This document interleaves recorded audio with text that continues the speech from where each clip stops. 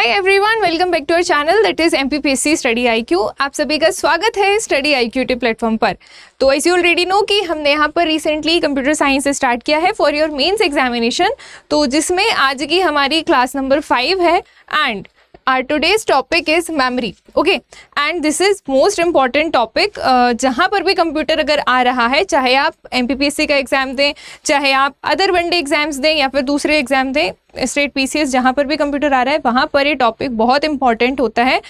कहीं ना कहीं इससे क्वेश्चन हमेशा देखने को मिलता है। ठीक है, तो आज की इस क्लास में हम मेमोरी को पढ़ेंगे और बहुत ही डीप में हम इसके सारे टाइप्स कैसे क्या होते हैं, किसके अंदर क्या एग्जाम्पल्स आते हैं, क्या कैरेक्टरिस्टिक्स है, सारी चीज़ें हम आज की इस सिंगल वीडियो में कवर करेंगे। ओके, तो चलिए बिना किसी देरी के हम सेशन स्टार्ट करें।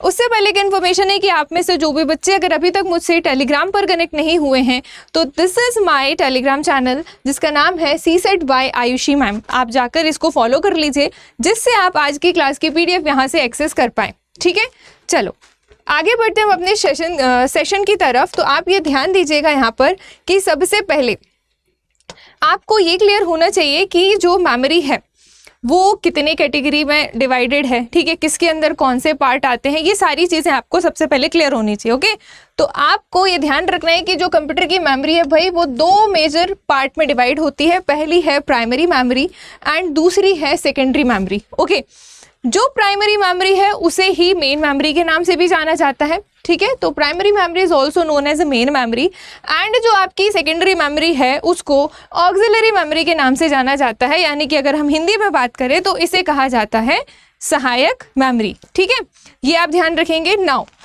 आगे अगर हम बात करें तो एक टर्म है जो बच्चों को बहुत कंफ्यूज करती है, दैट इज वॉलेटाइल और नॉन वॉलेटाइल। ठीक है, इस पर क्वेश्चन भी बने हुए हैं पहले कई एग्जाम्स में। ठीक है, जो वनडे एग्जाम्स दे रहे हैं या फिर जहाँ पर MCQs फॉर्म में क्वेश्चन आते हैं तो वॉलेटाइल नॉन वॉलेटाइल पे क्वेश्चन हमेशा देखने को मिलता है। ओके, तो आपको ये ध्यान रखना है भाई कि जो आपकी सेकेंडरी मेमोरी है, ठीक है, वो कैसी है भाई, वो नॉन वॉलेटाइल मेमोरी है, यानी कि स्थायी मेमोरी है।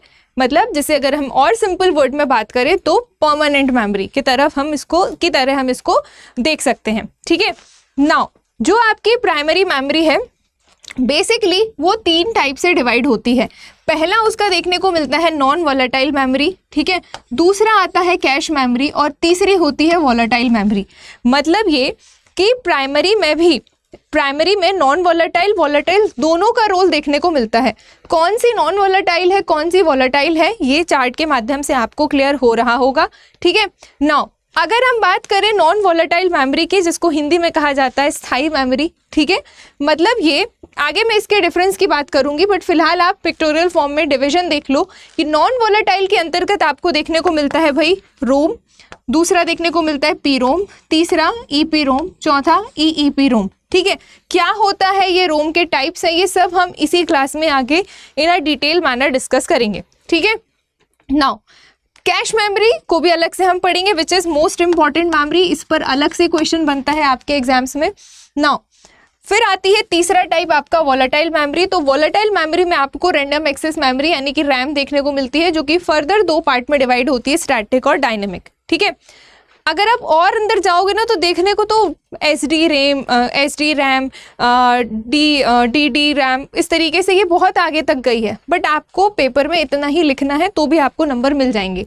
Now secondary memory further 2 part में हम इसको डिवाइड करते हैं। पहला है उसका सीक्वेंशियल एक्सेस मेमोरी और दूसरा है डायरेक्ट एक्सेस मेमोरी। ठीक है, जो सीक्वेंशियल एक्सेस मेमोरी है उसके अंतर्गत मैग्नेटिक टेप वगैरह देखने को मिलते हैं। ठीक है, this is one of example of sequential access memory and direct access memory further 3 प्रकार की होती है। यहाँ पर जगह नहीं है इसलिए इसको यहाँ पर मैंने नहीं बनाया। नाउ यहाँ पर आप देखिएगा सेकेंडरी मेमोरी को थोड़ा सा अलग से चार्ट के फॉर्म में। जो आपकी सेकेंडरी मेमोरी है पहली चीज़ वो नॉन वॉलेटाइल मेमोरी है, ये आप ध्यान रखेंगे, यानी कि स्थायी है। इसका मतलब ये है कि भाई पावर कट होने के बाद भी डेटा जो है वो स्टोर्ड रहता है, उड़ता नहीं है। ठीक है, नाउ ऑक्सिलरी मेमोरी के नाम से इसको आप जानते हैं, यानी कि सहायक मेमोरी के नाम से आप इसको जानते हैं। किसको? सेकेंडरी मेमोरी को सहायक मेमोरी। ओके दो पार्ट में डिवाइड होती है, पहला इसका सीक्वेंशियल एक्सेस, दूसरा इसका डायरेक्ट एक्सेस। ओके तो सीक्वेंशियल एक्सेस के अंतर्गत हमको क्या क्या देखने को मिलता है, तो जो मैग्नेटिक टेप है वो सीक्वेंशियल एक्सेस के अंतर देखने को मिलता है। मैग्नेटिक टेप इसका अच्छा खासा उदाहरण है किसका, सीक्वेंशियल एक्सेस मेमोरी का।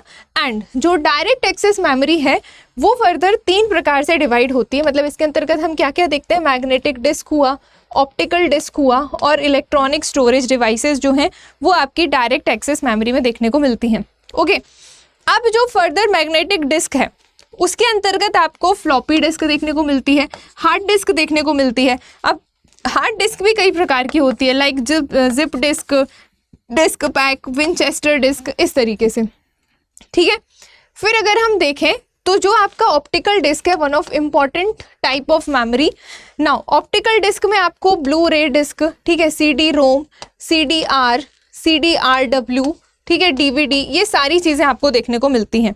इनके बारे में हम आगे डिटेल में बात करेंगे, फिलहाल आप चार्ट में इनको समझ लीजिए। अगर आपको ये चार्ट आपके पास रहेगा तो आपको ना फाइनल टाइम पे पूरा वीडियो आपको नहीं देखना पड़ेगा। आप चार्ट अगर आप आज की क्लास को ध्यान से सुन लो तो फिर आप PDF के सिर्फ पन्ने पलटोगे, आपको सारी चीज़ें रिकॉल हो जाएंगी। ठीक है, आपको कोई ऐसा बहुत बड़ा भारी क्वेश्चन नहीं आता है कि आपको अलग से यूनिफाइड बुक्स से पढ़ना पड़े, ऐसा नहीं है। बेसिक सी चीज़ें हैं, आप वीडियो बस देखेंगे तो भी आपका काम बन जाएगा। नाउ इलेक्ट्रॉनिक स्टोरेज डिवाइस में आपको फ्लैश मेमोरी और मेमोरी कार्ड्स वगैरह देखने को मिलते हैं। फ्लैश मेमोरी को ही आप पेन ड्राइव कह सकते हैं। ठीक है, पेन ड्राइव को ही फ्लैश मेमोरी के नाम से जाना जाता है। चलिए, तो 1 to 1 अगर हम बात करें तो सबसे पहले हम स्टार्ट करते हैं भाई प्राइमरी मेमोरी के बारे में। तो प्राइमरी मेमोरी होती क्या है, तो आप ये देख लीजिए, जो हिंदी वाले हैं वो हिंदी वाले डेटा को चेक कर सकते हैं, जो इंग्लिश वाले वो इंग्लिश वाले लाइंस को प्रेफर कर सकते हैं। ठीक है, तो अगर हम बात करें प्राइमरी मेमोरी की तो बेसिकली जो आपकी प्राइमरी मेमोरी होती है, ठीक है, तो जो सीधे सेंट्रल प्रोसेसिंग यूनिट से क्या होती है भाई, संपर्क रखती है या कनेक्टेड रहती है, आप इसको ऐसा नामकरण कर सकते हैं। एंड एवरी टाइम कंप्यूटर से जुड़ा रहता है तो प्राइमरी मेमोरी या मुख्य मेमोरी कहलाता है। ठीक है, ऐसा मेमोरी यूनिट जो सीधे सेंट्रल प्रोसेसिंग यूनिट से कनेक्शन रखता है और एवरी टाइम कंप्यूटर से क्या रहता है, कनेक्टेड रहता है, उसको हम प्राइमरी मेमोरी कह सकते हैं। Now primary memory is divided into many small parts which are called location और सेल। अब जो प्राइमरी मेमोरी है ना वो कई छोटे छोटे पार्ट्स में डिवाइड होती है जिनको लोकेशन या सेल का नाम दिया जाता है। ठीक है, एंड अब इसमें क्या होता है ना, एक फिक्स्ड बिट, इसमें जब हम स्टोर करते हैं तो एक फिक्स्ड बिट के फॉर्म में इसको स्टोर करते हैं, तो जिसको हम वर्ड लेंथ कहते हैं, that can be stored in each location. ठीक है, जिसको हर एक लोकेशन में स्टोर किया जा सकता है। And the word length in the computer can be 8 bit, 16 bit, 32 bit, 64 bit का ये डेटा हो सकता है। ओके, एंड प्राइमरी मेमोरी की जो स्पीड होती है वो कैसी होती है, फास्ट होती है, लेकिन इसका जो स्टोरेज कैपेसिटी होती है वो क्या होती है, लिमिटेड होती है। एंड इसके प्राइस की अगर हम बात करें तो प्राइस भी इसका ज़्यादा होता है। ठीक है, तो ये प्राइमरी मेमोरी के बारे में आप कुछ डेटा बता देंगे, इसकी स्पीड बता दीजिए, इसका प्राइस बता दीजिए, इसका स्टोरेज बता दीजिए, और इसमें लोकेशंस होती हैं जिसमें बिट्स के फॉर्म में डेटा को स्टोर करते हैं, आप ये बता सकते हैं। ओके, एंड ये CPU से क्या रहता है भाई, डायरेक्ट कनेक्शन में रहता है, कंप्यूटर से एवरी टाइम जुड़ी रहती है। ओके, नाउ प्राइमरी मेमोरी में ही जब हम डेटा को स्टोर कर रहे होते हैं तो उसको क्या कहा जाता है भाई, to store the data in the location is called writing, उसको कहते हैं डेटा राइट करना या डेटा राइटिंग। ठीक है, and to receive the data from the location, जब हम उस लोकेशन में जहाँ से डेटा स्टोर है, जहाँ पर डेटा स्टोर है वहाँ से जब उसको रिसीव करते हैं या रिट्रीव करते हैं तो उसको कहा जाता है इन कंप्यूटर टर्म्स रीडिंग। ठीक है, तो डेटा को स्टोर करना इट्स कॉल्ड राइटिंग, डेटा को रिट्रीव करना या रिसीव करना इट्स कॉल्ड रीडिंग। ठीक है, ये आप ध्यान रखेंगे। नाउ आगे अगर हम बात करें इसी सेक्शन में तो primary memory is a mainly electronic और सेमीकंडक्टर मेमोरी। ठीक है, बेसिकली जो आपकी प्राइमरी मेमोरी है भाई वो क्या है, वो इलेक्ट्रॉनिक या सेमीकंडक्टर मेमोरी होती है। ओके, सेमीकंडक्टर के बारे में हम प्रीवियस लेक्चर्स में पढ़ चुके हैं। Now these use integrated circuits, ठीक है। आईसी चिप के बारे में भी मैंने आपको बताया था। कब आई थी भाई आईसी चिप? तीसरी जनरेशन ऑफ कंप्यूटर में देखने को मिली थी, ठीक है, इंटीग्रेटेड सर्किट चिप। तो ये इसमें इस्तेमाल करते हैं which are made of silicon chips, जो कि सिलिकॉन से, जो कि अर्धचालक पदार्थ होते हैं, इससे मिलकर बनी हुई होती है, ठीक है। ये आप ध्यान रखेंगे। तो इतना डिटेल आपके लिए सफिशिएंट है प्राइमरी मेमोरी का बेसिक बताने में या उसको डिफाइन करने में। नाउ आगे अगर हम बात करें तो सेकेंडरी मेमोरी को भी आप थोड़े से शॉर्ट फॉर्म में समझ लीजिए, फिर हम इनके टाइप्स को वन बाय वन डिस्कस करेंगे। तो सेकेंडरी मेमोरी की अगर हम बात करें तो ये सेकेंडरी मेमोरी का भाई हिंदी में लिखा हुआ है, इंग्लिश और हिंदी सेम स्लाइड पर नहीं आ पा रहा था। नाउ सेकेंडरी मेमोरी के बारे में आप देखिएगा तो सेकेंडरी मेमोरी क्या है भाई? लार्ज अमाउंट ऑफ डेटा को स्टोर करने के लिए, okay, large amount of data को स्टोर करने के लिए, इंफॉर्मेशन को स्टोर करने के लिए सेकेंडरी मेमोरी का प्रयोग किया जाता है, okay. And it is usually located outside of the computer. ये कंप्यूटर के कहाँ होती है भाई? बाहर साइड कनेक्टेड होती है। And it is also known as permanent memory. इसको हम परमानेंट मेमोरी के नाम से भी जानते हैं, ठीक है, स्थायी मेमोरी के नाम से भी हम इसको जानते हैं। किसको? सेकेंडरी मेमोरी को, okay. Now it's storage capacity is almost unlimited. इसकी जो भंडारण क्षमता है वो कैसी होती है भाई? असीमित होती है, अनलिमिटेड होती है। But the data transfer speed is quite slow. अब जब भंडारण क्षमता इतनी ज़्यादा है, डेटा स्टोरेज कैपेसिटी बहुत ज़्यादा है, तो ऑब्वियस सी बात है थोड़ा जो डेटा ट्रांसफ़र की स्पीड होगी वो थोड़ा वेरी करेगी, थोड़ा धीमे हो जाती है, okay. And it is basically used to store backup data. Backup data को स्टोर करने के लिए हम क्या करते हैं भाई? सेकेंडरी मेमोरी का प्रयोग करते हैं, ओके। ये बात आप ध्यान रखेंगे। नाउ सेकेंडरी मेमोरी को ही ऑक्सिलरी मेमोरी कहते हैं, अभी थोड़ी देर पहले मैंने आपको बताया। And it is a permanent non volatile memory. ये वर्ड, तो अगर आप आंसर राइटिंग कर रहे हैं तो ये वर्ड आपको लिखना ही लिखना है कि कौन वॉलेटाइल है, कौन नॉन वॉलेटाइल है, ठीक है। ये लाइन आपको आइडेंटिफाई करनी पड़ेगी। अगर आपको रैम और रोम में अंतर लिखने को आए या प्राइमरी और सेकेंडरी मेमोरी में डिफरेंस लिखने को आए तो आपको वहाँ पर ये बताना है कि भाई सेकेंडरी मेमोरी के बारे में जब आप बताओगे तो वो एक नॉन वॉलेटाइल मेमोरी है, यानी कि वो एक परमानेंट मेमोरी है, ओके। ये आप ध्यान रखेंगे। एंड ये क्या है भाई? प्राइस में उतनी महंगी होती नहीं है, सस्ती होती है। And popular medium for data and storage, software storage, ठीक है।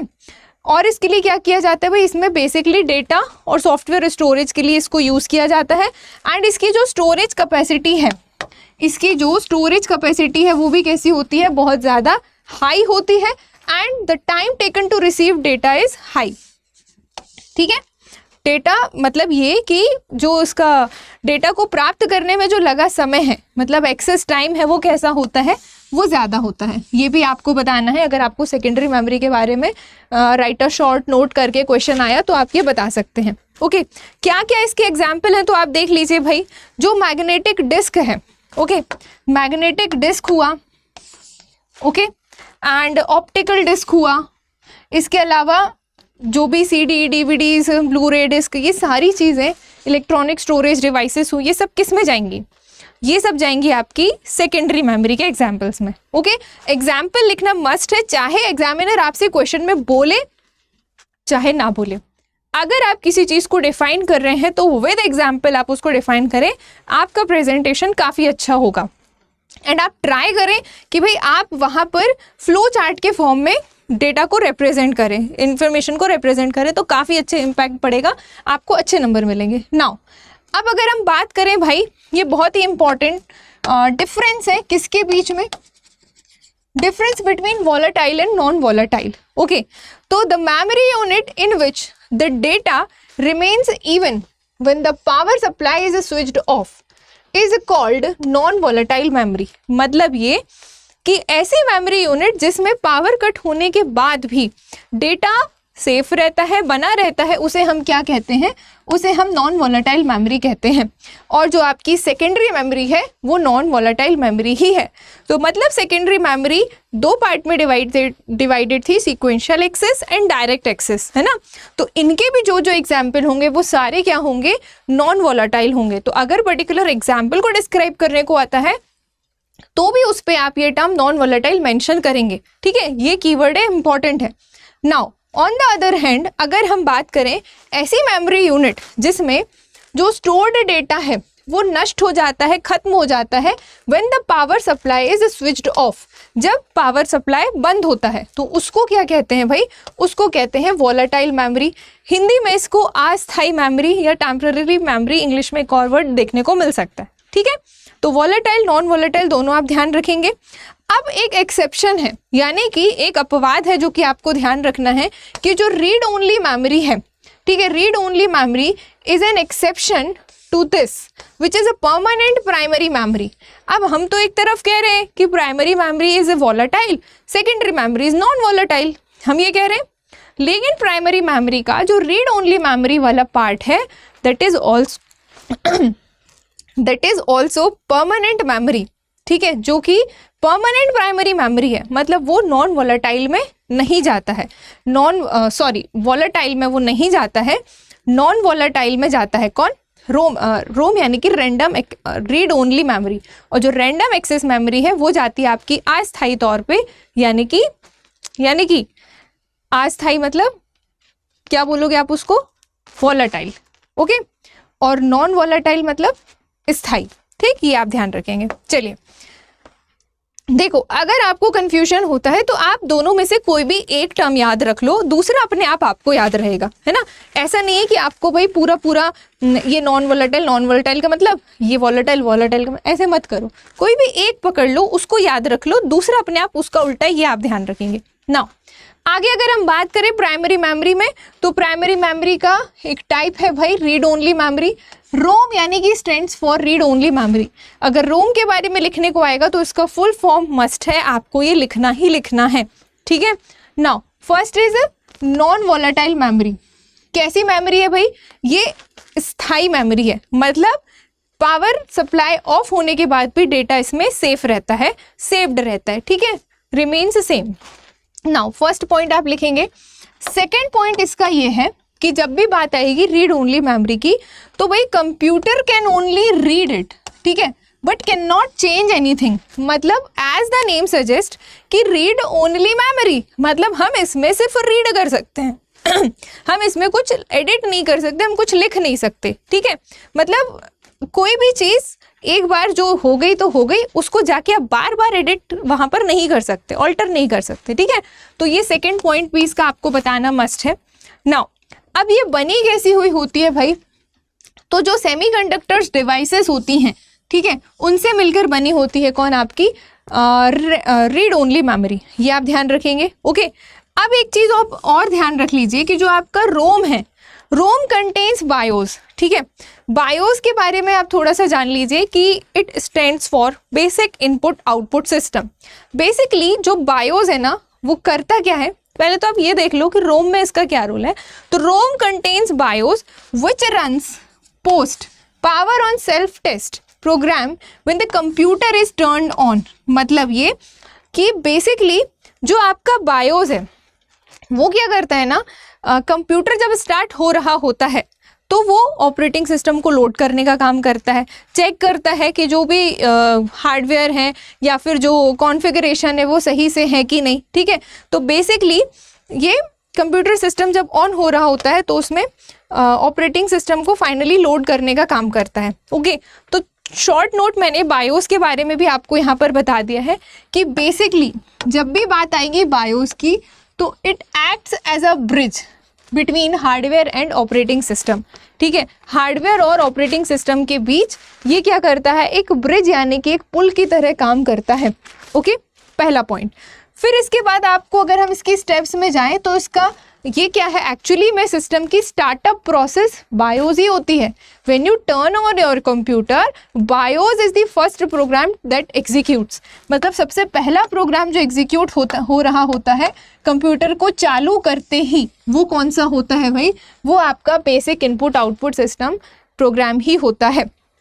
इस पर भी क्वेश्चन बना है डायरेक्ट, इस पर अदर एग्जाम्स में क्वेश्चन बना है और नहीं बना हुआ आपके एग्जाम स्टेट में या जगह पे तो भी बनने के चांसेस है कि जब आप कंप्यूटर को टर्न ऑन करते हो तो सबसे पहला प्रोग्राम जो एग्जीक्यूट होता है वो कौन सा होता है, तो वो बायोस होता है, ये आप ध्यान रखेंगे, ठीक है। इसके बाद सेकेंड स्टेप बायोस का क्या काम रहता है भाई, हार्डवेयर आइडेंटिफिकेशन एंड कॉन्फ़िगरेशन।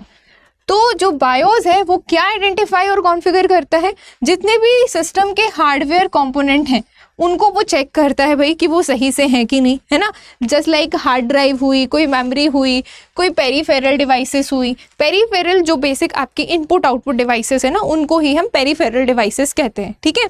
तो पेरीफेरल वर्ड से भी आपको अपडेटेड रहना है। नाउ बायोस का तीसरा काम होता है पावर ऑन सेल्फ टेस्ट, यानी कि पोस्ट।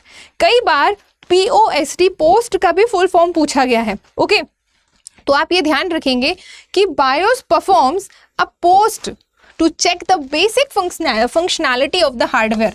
मतलब पर्टिकुलर हार्डवेयर की जो बेसिक फंक्शनैलिटी है उसको चेक करने का काम कौन करता है, पावर ऑन सेल्फ टेस्ट पे बायोस जो है उस चीज़ को परफॉर्म करता है, ओके। नाउ फिर लास्ट इसका जो पॉइंट है वो है loading the operating system.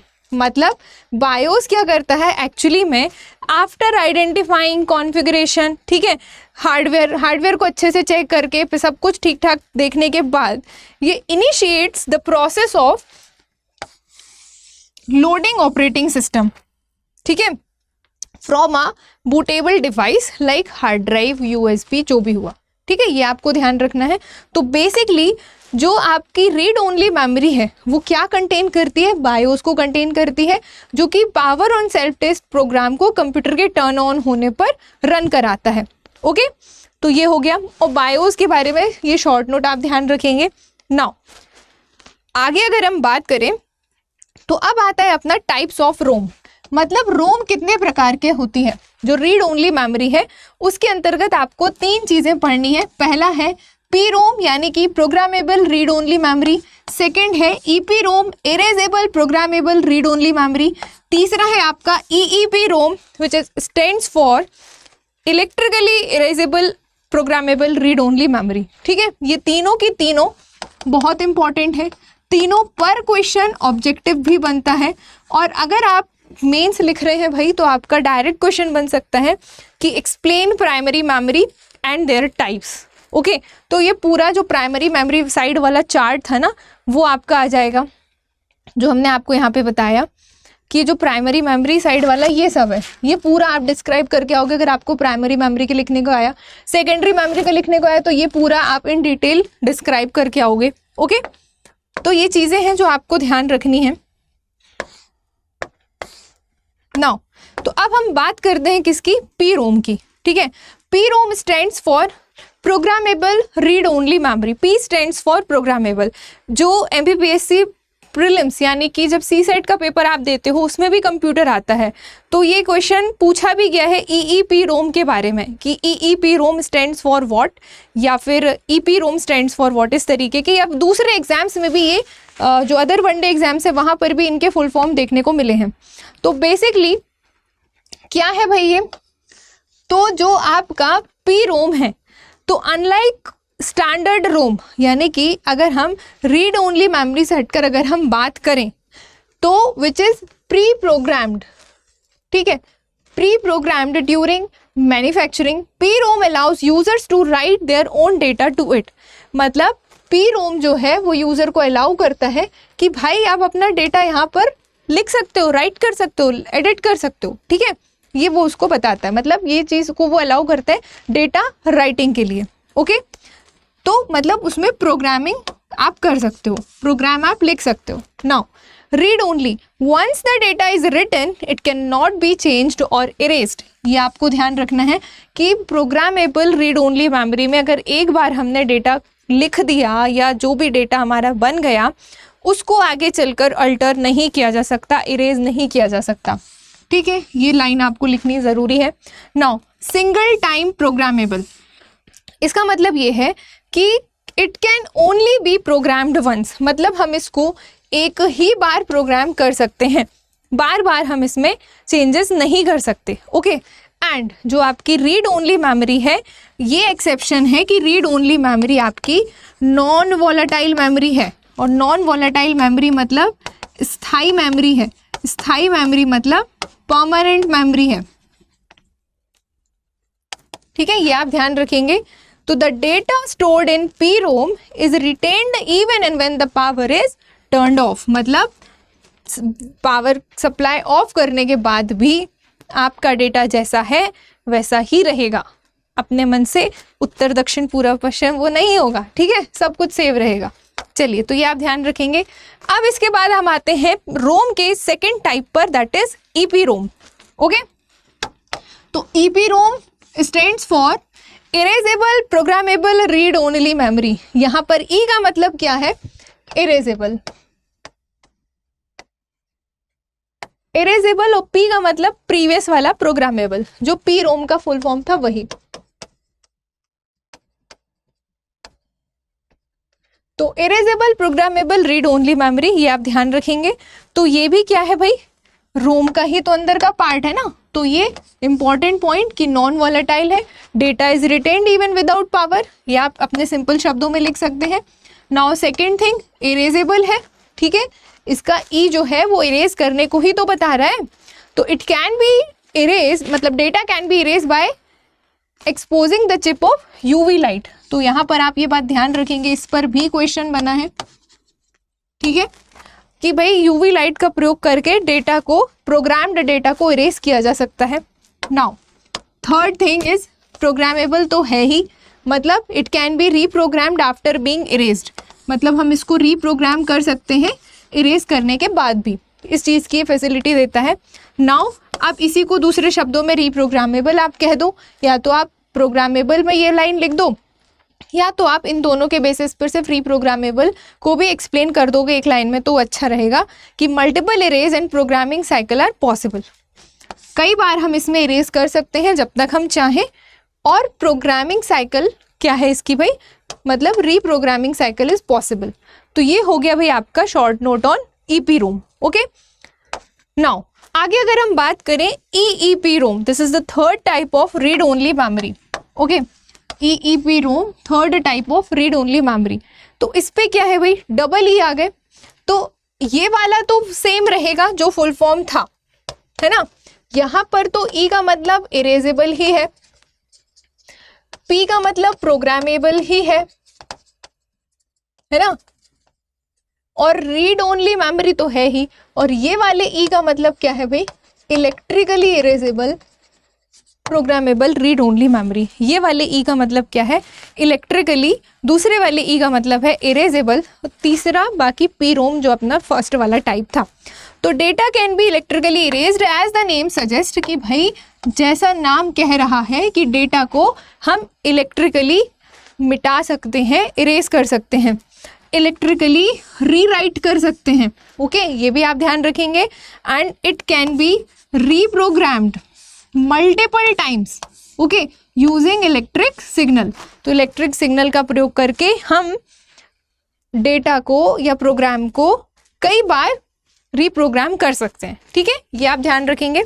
Now तो ये हो गया आपका types of ROM. I hope आपको अच्छे से क्लियर हो गया होगा। एंड इससे पहले हमने क्या बात किया?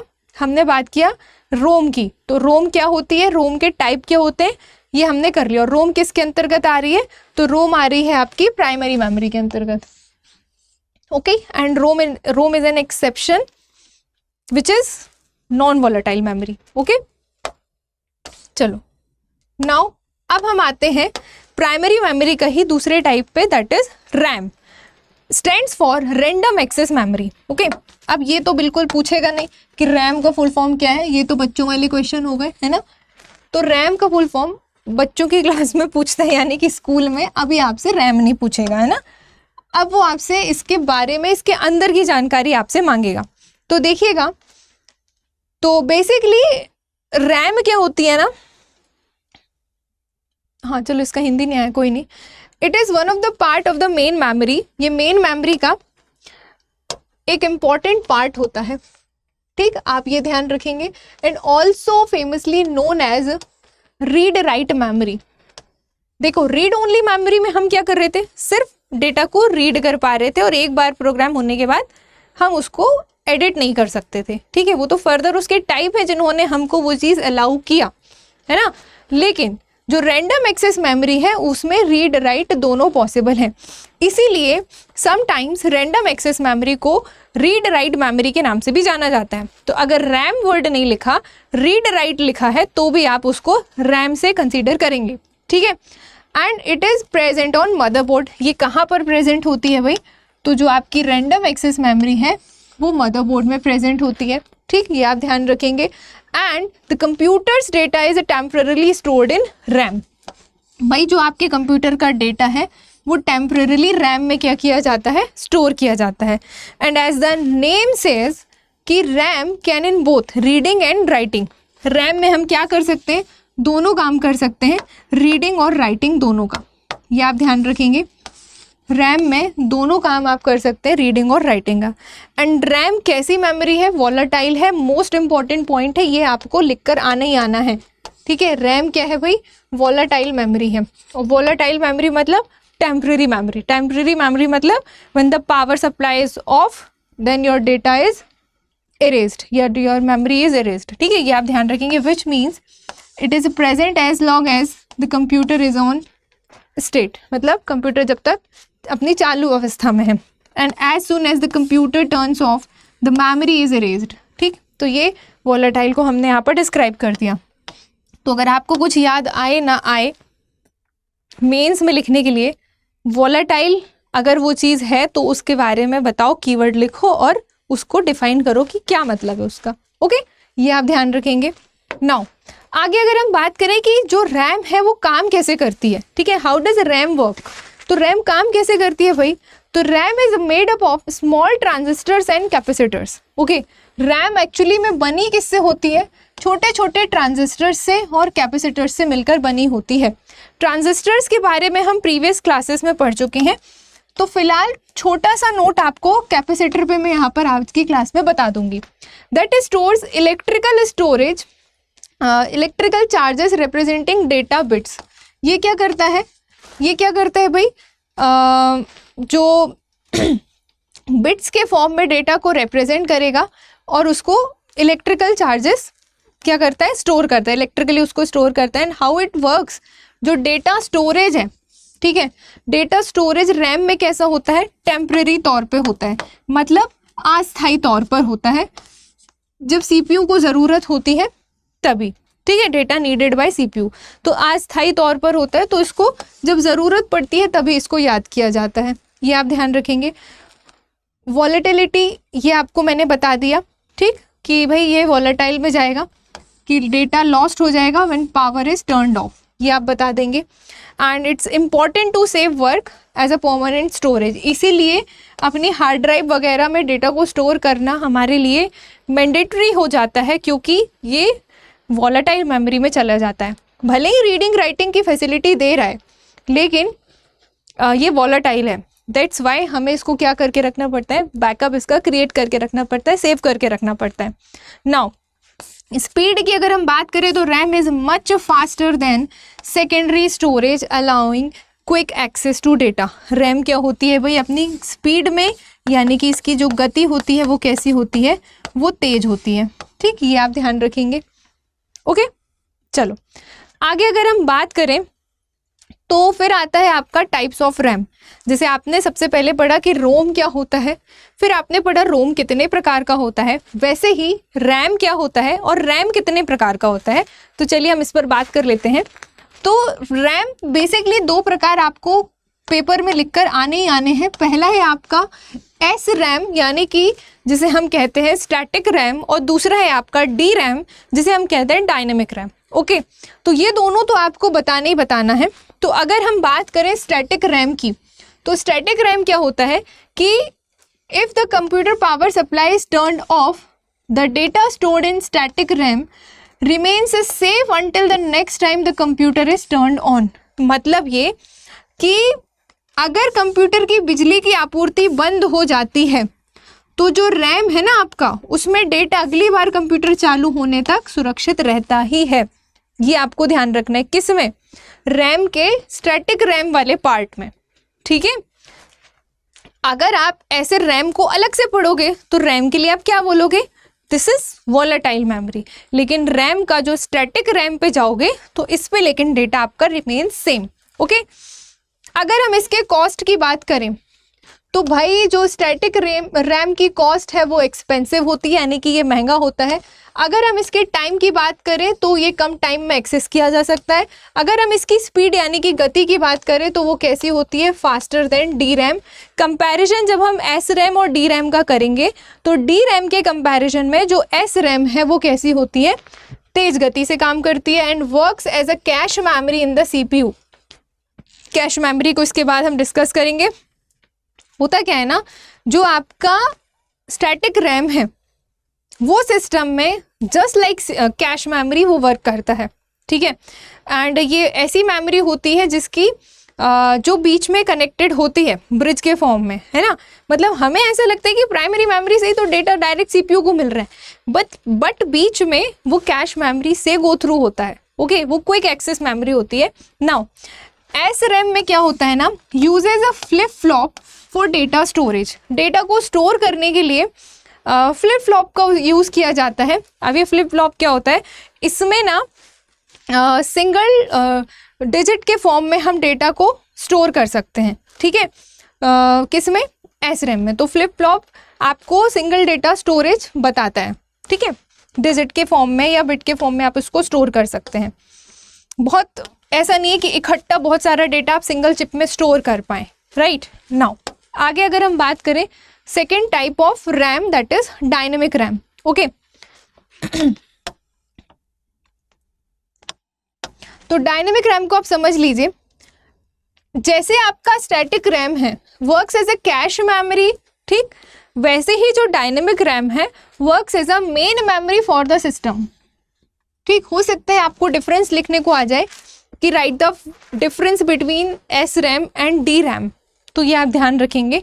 Now it's made up of capacitors that store data and we need to refresh it multiple times. हम इसमें क्या कर सकते हैं भाई, ये डेटा को स्टोर करने के लिए कैपेसिटर का इसमें प्रयोग किया जाता है। एंड सेकेंड थिंग ये कि इसमें हम इसको मल्टीपल टाइम्स रिफ्रेश कर सकते हैं। ऐसा नहीं कि हम नहीं कर सकते, ये हमको अलाउ करता है। ओके, एस रैम के कंपैरिजन में ये इनएक्सपेंसिव होता है, यानी कि बहुत महंगा नहीं होता है। So DRAM is mostly available on laptops and PCs today. तो आजकल जो लैपटॉप और पीसीज में डी रैम को क्या कर दिया जाता है, देखा जाता है, इजीली अवेलेबल हो जाता है। ओके, नाउ आगे अगर मैं बात करूं तो जो आपका डायनेमिक रैम है ये थोड़ा इसकी स्पीड क्या होती है भाई, कम होती है, जबकि स्टैटिक रैम की ज़्यादा होती है। और इसमें लेस पावर सप्लाई पे भी इस पे क्या होता है, कंजम्पशन होता है। Now it refreshes every millisecond to maintain data consistency. मतलब डेटा की कंसिस्टेंसी को बनाए रखने के लिए, ठीक है, डेटा की कंसिस्टेंसी को बनाए रखने के लिए ये हर मिली सेकेंड में क्या करता है, रिफ्रेश करता रहता है। ओके, कौन, dynamic RAM. And it is more power efficient then RAM. RAM में भाई ज़्यादा कंजम्पशन होता है पावर का, लेकिन डायनेमिक रैम में कम होता है, ये आप ध्यान रखेंगे। And D RAM can store multiple beads on a single chip, जबकि एस रैम में क्या होता है, सिंगल डिजिट्स के फॉर्म में डेटा को स्टोर किया जाता है, ठीक है। लेकिन डायनेमिक रैम हमको मल्टीपल बिट्स के फॉर्म में डेटा स्टोरेज की फैसिलिटी प्रोवाइड करता है, ये आप ध्यान रखेंगे। तो ये इंपॉर्टेंट है। एस रैम में फ्लिप फ्लॉप जो कि सिंगल बिट को करता है, जबकि जो डी रैम है वो मल्टीपल बिट्स को सिंगल चिप में स्टोर कर सकता है, ये आप ध्यान रखेंगे। फिर अगर हम इसकी कॉस्ट की बात करें, इसके महंगाई की बात करें, तो जो आपका डी रैम यानी कि डायनेमिक रैम है वो less expensive as compare to RAM. RAM की तुलना में वो थोड़ा सस्ता होता है।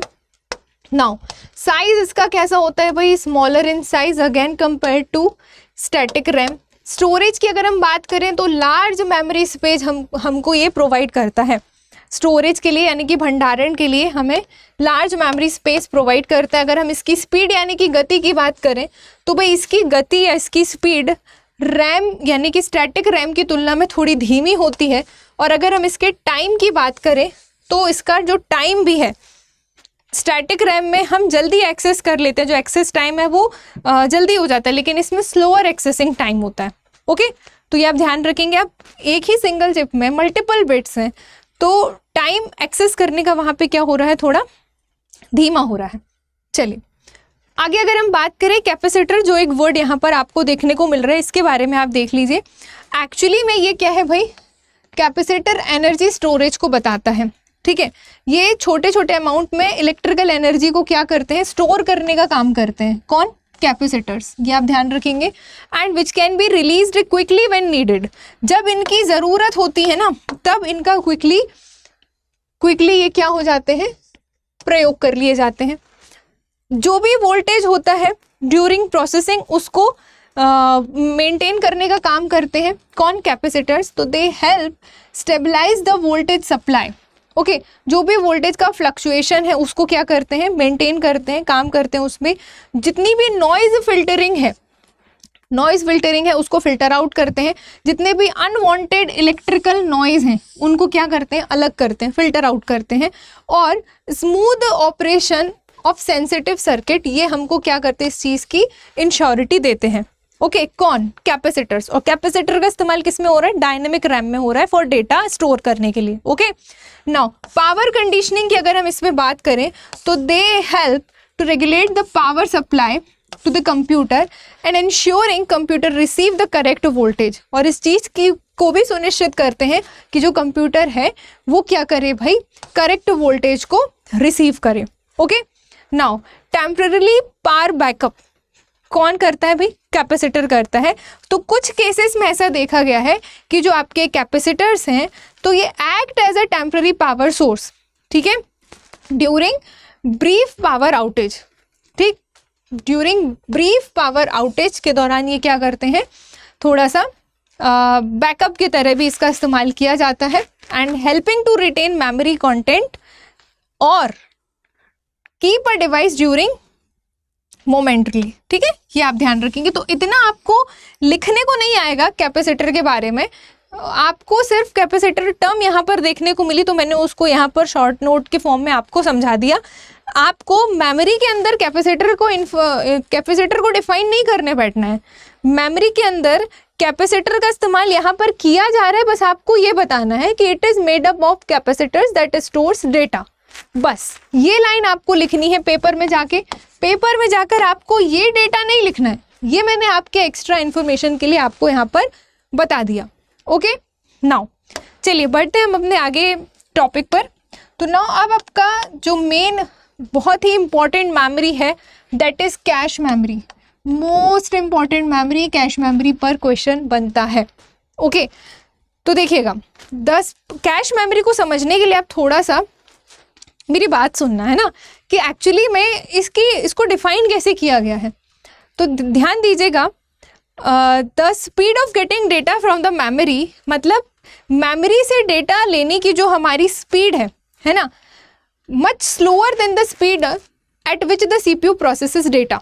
मतलब ये कि सीपीयू जितनी देर में वो डेटा को प्रोसेस करेगा उस स्पीड के कंपैरिजन में मेमोरी से डेटा लेकर आने की स्पीड क्या है, थोड़ी सी धीमी है। तो इस स्पीड के मिसमैच को दूर करने के लिए बीच में एक ब्रिज का काम करती है जो कि वहाँ पर प्रेजेंट होती है, जिसे हम नाम देते हैं कैश मेमोरी। कैश मेमोरी की वर्किंग कैपेसिटी जो है वो बहुत ही फास्ट होती है, मतलब ये काम करने की क्षमता इसकी बहुत तेज होती है। इस पर हम वो डेटा रखते हैं जिसको तुरंत यूज़ करने के लिए, उपयोग करने के लिए हमें ज़रूरत पड़ सकती है ना। तो वो देखने में हमें समझ में नहीं आता, लेकिन वो काम बीच में बैठकर कैश मेमोरी ही कर रही होती है। तो cache memory is use to remove this speed mismatch. ठीक है, इस स्पीड मिसमैच को दूर करने के लिए मेमोरी और प्रोसेसर के बीच में कैश मेमोरी का इस्तेमाल किया जाता है। ओके, एंड ये एक्सट्रीमली फास्ट मेमोरी है, ये आप ध्यान रखेंगे। ये बहुत ही तेज गति से काम करती है between primary memory and the CPU और प्राइमरी मेमोरी के बीच ये बहुत तीव्र गति से काम करती है। And where frequently used data and instructions are stored. इस पे हम वो डेटा या इंस्ट्रक्शन रखते हैं जिनका हमें बहुत ज़्यादा यूज़ देखने को मिलता है। जैसे फॉर एग्जाम्पल, आप अभी पढ़ाई करते हो, है ना, तो आपको पता है कि मेरे सिलेबस में ये चीज़ें आनी हैं। तो मान लो आपके सिलेबस में कोई सब्जेक्ट है जो नहीं आ रहा, तो आप उसको सबसे टॉप पर नहीं रखोगे। आप अपने बुक शेल्फ में जब आप बुक्स को अरेंज करोगे तो आप ऐसे अरेंज करोगे जो मुझे फ्रीक्वेंटली लग सकती है वो बुक को आप सबसे ऊपर ऊपर रखोगे, है ना। फिर जो आपको बुक नहीं लगती हैं या जिनकी ज़रूरत आपको कम से कम है या ना के बराबर है आप उनको नीचे रखोगे, राइट। तो वो डेटा जो फ्रीक्वेंटली यूज़ होता है उसको हम टॉप पर रख रहे हैं अपने बुक शेल्फ में जाकर। तो वैसे ही जब हम बात करेंगे मेमोरी की, तो इस कैश मेमोरी में वो डेटा को रखा जाता है जिसका बहुत फ्रीक्वेंटली यूज़ देखने को मिलता है। तो इस वजह से एक तो ऑलरेडी फास्ट है ही, और ऊपर से जिस डेटा की सबसे ज़्यादा ज़रूरत है उसको कैश मेमोरी में डाल दो। आ रही है बात समझ में? तो इस तरीके से वर्क करती है कि where frequently use data and instructions are stored, कहाँ पर? कैश मेमोरी में। And the speed of processor increases due to the rapid moment of cache memory. मतलब ये कि प्रोसेसर की जो स्पीड है ना, वो कैश मेमोरी के मूवमेंट पे के दौरान कैसी हो जाती है भाई? इंक्रीज हो जाती है। ये आप ध्यान रखेंगे। तो सीपीयू तो ऑलरेडी फास्ट प्रोसेसिंग करता ही है ना, लेकिन उसकी स्पीड को जो मेमोरी से डेटा लाने में वो मैच नहीं कर पा रही, जिस वजह से कैश मेमोरी का आगमन हुआ। ओके, ये आप ध्यान रखेंगे। Now cache memory is directly linked to the CPU. जो कैश मेमोरी है वो सीपीयू से डायरेक्ट कनेक्टेड होती है। Okay, and there is no need to use a system bus of the computer motherboard to bring information and data. मतलब information and data को लाने के लिए, रिट्रीव करने के लिए हमें कोई भी सिस्टम बस की ज़रूरत नहीं है अगर कैश मेमोरी लगी है तो। ओके, ये आप ध्यान रखेंगे। नाउ आगे अगर मैं बात करूं तो the speed of data transfer is very faster. ठीक, कैश मेमोरी में डेटा ट्रांसफर की स्पीड बड़ी ही तेज होती है and acts as a buffer system. बीच में एक बफर का काम करती है। किसके बीच में? सीपीयू और मेन मेमोरी के बीच में। And the size of the cache memory is commonly used in a computer can range from 256 kilobyte to 4 MB यानी कि मेगाबाइट्स। मतलब आप इसका वो भी बता सकते हैं कि जो इसका साइज़ है वो 256 KB से 4 MB तक का होता है। तो क्या क्या आपको कैश मेमोरी के बारे में बताना है कि भाई ये डायरेक्टली जुड़ी हुई होती है, फास्टर इन स्पीड होती है, फ्रीक्वेंटली डेटा कैश मेमोरी में रखा जाता है, बफर का काम करती है, इसका साइज़ कितना क्या है ये आप बता देंगे। एंड इसके बाद कि जो आपका कैश मेमोरी है उसका एक छोटा सा ब्लॉक डायग्राम आप वहाँ पर पेपर में अगर बना देंगे तो आपका अच्छा इंप्रेशन पड़ेगा कि ये हो गई आपकी मेन मेमोरी, ये हो गए आपका सेंट्रल प्रोसेसिंग यूनिट और ये हो गई कैश मेमोरी जो कि सीपीयू से डायरेक्ट कनेक्टेड होती है। तो एक्चुअली में डेटा यहीं से आ रहा है, ठीक है, यहाँ से उठकर डेटा यहाँ आ रहा है, लेकिन यहाँ पर हमने उसी को रखा है जो फ्रीक्वेंटली यूज्ड डेटा और इन्फॉर्मेशन है, जिससे सीपीयू को उसको देना कैसा हो भाई, आसान हो। आ रही है बात समझ में? ये आप ध्यान रखेंगे। तो ये छोटा सा ब्लॉक डायग्राम बना दोगे तो काफ़ी अच्छे नंबर आपको मिलेंगे। नाउ अब हम बात करते हैं अपने अगले टाइप पर, दैट इज जो हमारा कंप्यूटर मेमोरी का सेकेंड टाइप था, दैट इज सेकेंडरी मेमोरी, जिसे हम ऑक्सिलरी मेमोरी के नाम से भी जानते हैं और जिसे हम नॉन वॉलेटाइल परमानेंट मेमोरी के नाम से भी जानते हैं। ये आप ध्यान रखेंगे, ठीक है। आ रही है बात समझ में? तो ये तीनों टर्म बहुत इंपॉर्टेंट है। नाउ हिंदी में अगर मैं बात करूं तो इसे कहा जाता है सहायक मेमोरी या द्वितीयक मेमोरी, हिंदी में इसको लिखकर आता है। नाउ इसमें होता क्या है ना, अब जो सेकेंडरी मेमोरी है ये फर्दर दो टाइप की थी, एक था सीक्वेंशियल एक्सेस और दूसरी थी डायरेक्ट एक्सेस, है ना। तो अगर मैं बात करूं कि सीक्वेंशियल एक्सेस मेमोरी क्या होती है भाई, जो कि है तो एक्चुअली में सेकेंडरी मेमोरी ही ना, तो जो आपकी सीक्वेंशियल एक्सेस मेमोरी है वो क्या है, तो इस पर जो डेटा होता है सीक्वेंशियल एक्सेस मेमोरी में, जैसा कि इसका नाम ही क्लियर कर रहा है कि भाई इसमें एक क्रम में, एक सीक्वेंस में डेटा को रीड किया जाता है, ठीक है। तो the desired data can be read only in a sequence. ये आप ध्यान रखेंगे, जो डेटा का रीडिंग प्रोसेस है वो एक सीक्वेंस में ही होता है, इस वजह से इसका नाम भी सीक्वेंशियल एक्सेस मेमोरी रखा गया है। मतलब इसमें जो वांछित डेटा है उसको एक अनुक्रम में ही पढ़ा जा सकता है। ओके, ड्यू टू दिस, इसी वजह से होता क्या है ना, it takes more time to read data. Obvious ही बात है, जब आपको मान लो कोई चीज़ जैसे मान लो आप सिस्टम में बैठे हो, ठीक है, आपके काम की चीज़ सबसे नीचे है मान लो, लेकिन सीक्वेंशियल एक्सेस मेमोरी के कारण आपको उसको पूरा पढ़ना पड़ेगा, तो ऑब्वियस सी बात है टाइम ज़्यादा लेगा, है ना। तो नाम से ही क्लियर हो रहा है, इसी वजह से इसमें कैसा लगता है भाई, समय इसमें मैक्सिमम टाइम लगता है।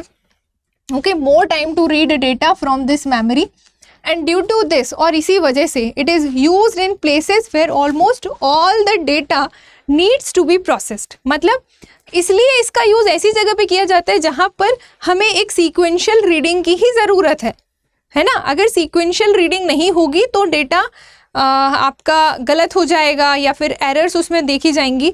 इस वजह से इसका यूज़ भी ऐसी जगह पे किया जा रहा है जहाँ पर रीडिंग वैसे ही नीडी है।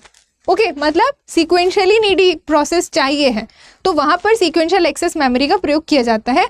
फॉर एग्जाम्पल इलेक्ट्रिसिटी जो बिल आपके बनते हैं, वहाँ पर सीक्वेंशियल रीडिंग की नीड होती है, रिक्वायरमेंट होती है। जो आपके पेरोल्स वगैरह बनते हैं, वहाँ पर भी सीक्वेंशियल एक्सेस मेमोरी का इस्तेमाल किया जाता है इन जगहों पर, ठीक है। इनको बनाने के लिए इन मेमोरी का प्रयोग किया जाता है जिसमें डेटा को इसी तरीके से हम रीड आउट कर रहे हैं, ठीक है।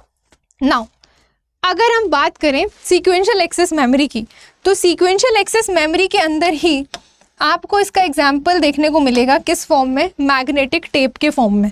ओके, तो मैग्नेटिक टेप होता क्या है ये आप देख लीजिए थोड़ा सा। बहुत कुछ मैग्नेटिक टेप की बिल्कुल डिजाइनिंग करके नहीं आनी है आपके पेपर में, क्योंकि आपको क्या पूछ रहा है वो, आप पढ़ रहे हो मेमोरी। मेमोरी में आपने प्राइमरी को डिस्क्राइब कर दिया, उसके सब टाइप्स को डिस्क्राइब कर दिया, ठीक है। फिर उसके बाद आप आए सेकेंडरी में, सेकेंडरी के टाइप्स और उसके सब टाइप्स या उसके एग्जाम्पल्स को डिस्क्राइब करने हैं। तो थोड़ी थोड़ी इन्फॉर्मेशन आपको देनी है हर एग्जाम्पल की, बहुत ज़्यादा उसको बनाने नहीं बैठ जाने कि टेप कैसे बनता है ये दिखाने लग गए, है ना। जो काम की चीज़ है वही मैंने यहाँ पर लिखी है, तो आप इसी को पॉइंट्स के थ्रू लिख सकते हैं कि भाई लार्ज अमाउंट ऑफ डेटा को स्टोर करने के लिए किसका प्रयोग किया जाता है, मैग्नेटिक टेप का प्रयोग किया जाता है। डेटा कैन बी रिटन, मतलब इसमें डेटा लिखा जा सकता है, इसमें डेटा इरेज किया जा सकता है और इसमें डेटा रीड भी किया जा सकता है, वो भी एक बार नहीं कई बार। किसमें मैग्नेटिक टेप में जितना आप चाहें उतने बार आप डेटा लिख सकते हो, मिटा सकते हो, इरेज कर सकते हो, रीड कर सकते हो, many times as you can. Okay, now when writing new data, जब हम इसमें न्यू डेटा लिख रहे होते हैं ना, एंड तब जो ओल्ड डेटा होता है वो ऑटोमेटिकली क्या हो जाता है, डिलीट हो जाता है। ये आपको पता होना चाहिए यहाँ पर, किसमें, मैग्नेटिक टेप में। And magnetic tape is an expensive medium for storing data, मतलब कि भाई मैग्नेटिक टेप डेटा को स्टोर करने का एक सस्ता सा मीडियम है, इसीलिए ये उसमें अवेलेबल भी हो जाता है, ठीक है। Now it is used to take huge data backup, बहुत बड़े बड़े डेटा बैकअप को रखने के लिए हम इनका प्रयोग करते हैं, किसका, मैग्नेटिक टेप का, क्योंकि ये लेस कॉस्ट में अवेलेबल हो जाती हैं। And a copy of data available in the data backup, मतलब कि डेटा बैकअप में जो एक डेटा की हम कॉपी को इस पे अवेलेबल कराते हैं, kept to safe so that, मतलब वो वहाँ पर सेफ रहती है, कोई भी उसमें दिक्कत नहीं है, kept to safe to so that the backup data can be used if main data is lost. Obvious सी बात है, अगर आपका मेन डेटा उड़ गया किसी कारण, है ना, तो फिर आपका यहाँ पर जो स्टोर्ड डेटा है वो सेफ रहेगा, जिसको आप क्या कर सकते हो भाई, यूज़ कर सकते हो दोबारा बैकअप के तौर पर। एंड मैग्नेटिक टेप अगर है ना, तो magnetic tape drives are used to read magnetic tape, मतलब यहाँ पर मैग्नेटिक टेप ड्राइव्स का प्रयोग किया जाता है मैग्नेटिक टेप को रीड करने के लिए, ये भी आप ध्यान रखेंगे। तो ये कुछ चीज़ें हैं जो आपको टेप के अंदर, अब पहले तो देखो आपको ये देखना पड़ेगा कि आपको क्वेश्चन कितने नंबर का लिखने को आया है। अगर ये क्वेश्चन आपका 10-11 नंबर के फॉर्म में पूछा जा रहा है तो फिर आपको उस हिसाब से एक्सप्लेनेशन देना है, क्योंकि आपके पास 10-11 नंबर के लिए सिर्फ 2 पेज मिलेंगे, तो उतने में आपको सारी डिटेल्स लिखनी है। तो ये नहीं कि सब कुछ लिखने बैठ गए, इसमें से आप पॉइंट्स छांट लो कि भाई इसमें लार्ज अमाउंट ऑफ डेटा, आप ये लिख सकते हो कि भाई लार्ज अमाउंट ऑफ डेटा आता है इसमें, ठीक है। Data can be written, can be erase, can be read as many as you can, ठीक, जितने बार आप चाहे उतने बार देख सकते हैं। एंड तीसरी चीज़ आप इसमें बता सकते हैं कि ये इनएक्सपेंसिव होता है, मतलब ये थोड़ा सस्ता होता है भाई, सस्ता मीडियम फॉर स्टोरेज डेटा, ये आप बता सकते हैं। ऐसे करके तीन पॉइंट भी आप बता दोगे, क्योंकि आप कितना सारा लिखते आ रहे हो ऊपर से, ये भी तो ध्यान दीजिए। एंड एक चीज़ आप ये ध्यान रखना प्लीज़ कि आप जब मेमोरी स्टार्ट करोगे ना, तो आप अपना एक पेज में छोटी छोटी राइटिंग में ट्राई करना, ये चार्ट के फॉर्म में आप बताओ, और एक ही चार्ट में आपका सेकेंडरी मेमोरी भी डिस्क्राइब हो जाए, ठीक है। ये मैंने समझाने के लिए अलग से किया है। आप अपनी राइटिंग में इसको थोड़ा सा एक ही पेज में आज इसको बनाने का ट्राई करना, कि एक पेज आपका जितना बड़ा आपका लिखने को आएगा पेपर में, उतने बड़े पेज में इस चार्ट को बना लो, ठीक। जैसे आए पेपर में तो आप उसको वहाँ पर भी एज इट इज़ बना पाओ, और फिर आप पॉइंट वाइज सारे सेगमेंट्स को एक्सप्लेन करना शुरू करना। ओके नाउ, अब इसके बाद आती है सेकेंडरी मेमोरी में ही डायरेक्ट एक्सेस मेमोरी। जो इसका सेकेंड टाइप है वो क्या है भाई? Direct access memory. Direct access memory जो है ना, इसको मैनेज या कंट्रोल करने के लिए एक डीएमए कंट्रोलर का भी इस्तेमाल किया जाता है अंदर, वहाँ पर है ना, जो उसको मैनेज करता है। तो फिलहाल आप ये देख लीजिए कि जो आपका डीएमए है, यानी कि DMA that is direct access memory है, इट यूजेज हार्डवेयर, ठीक, it uses hardware for accessing the memory. Memory को एक्सेस करने के लिए ये हार्डवेयर का क्या करता है? प्रयोग करता है, ये आप ध्यान रखिएगा। और ये जो हार्डवेयर है, इसी को ही डायरेक्ट मेमोरी एक्सेस कंट्रोलर के नाम से जाना जाता है। This hardware is called DMA controller. Okay, तो जो डायरेक्ट मेमोरी एक्सेस है, वो मेमोरी एक्सेस करने के लिए हार्डवेयर का इस्तेमाल कर रही है, जिसको कंट्रोलर के नाम से जाना जा रहा है, डीएमए कंट्रोलर के नाम से। और एक्चुअली में डायरेक्ट मेमोरी एक्सेस, जैसा कि इसका नाम ही आपसे कह रहा है कि द डिजायर्ड इंफॉर्मेशन और data can be read directly in it, हम इसमें क्या कर सकते हैं? सीधे इसको पढ़ सकते हैं। ओके, ड्यू टू दिस, इस वजह से it takes less time to read the data, जिसके कारण डेटा को रीड करने की में टाइम बहुत कम लग रहा है, बिना परमिशन लिए, है ना। सीपीयू से बिना परमिशन लिए हम डायरेक्ट डेटा रीड कर सकते हैं, बट एक्चुअली में ये कहते हैं हम कि बिना परमिशन लिए और ये और वो, लेकिन वहाँ कहीं ना कहीं बहुत कम टाइम होता है एक्सेस का, जो कि नोटिसेबल ही नहीं होता। क्योंकि हमारा क्या होता है ना, हमारे एक क्लिक में दूसरी चीज़ हो जाती है, दूसरे क्लिक में दूसरी चीज़ हो जाती है, तो वो एक क्लिक से दूसरे क्लिक के बीच का जो ओपन और क्लोज होने का टाइम है, वो इतना कम होता है कि हमें समझ ही नहीं आता कि भाई इस बीच उसने सीपीयू से परमिशन लिया हुआ है। वो दिखाई नहीं देती है, बट वो अंदर ही अंदर हो रही होती है ना। तो डायरेक्ट मेमोरी एक्सेस क्या करती है भाई? एक कंट्रोलर यूज़ करती है, जिसे डीएमए कंट्रोलर कहते हैं, जो कि मेमोरी, जिसके कारण वो मेमोरी से डेटा को डायरेक्टली सीधे तौर पर रीड कर लेती है, और टाइम कम लग रहा है, ठीक, ये आप ध्यान रखेंगे। अगर मैं इसके एग्जाम्पल की बात करूं, तो magnetic disk direct memory access का एग्जाम्पल में देखने को मिलता है। ऑप्टिकल डिस्क हुआ, इलेक्ट्रॉनिक स्टोरेज डिवाइसेस हुई, ये सभी किस में आएंगे? आपके डायरेक्ट मेमोरी एक्सेस में। ओके, ये आप ध्यान रखेंगे। ओके, तो और इसका काम देख लो भाई, transferring the data between IO devices and main memory. IO devices और मेन मेमोरी के बीच में क्या करता है? डेटा ट्रांसफर का काम करता है। कौन? DMA controller. ओके, ये आप ध्यान रखेंगे।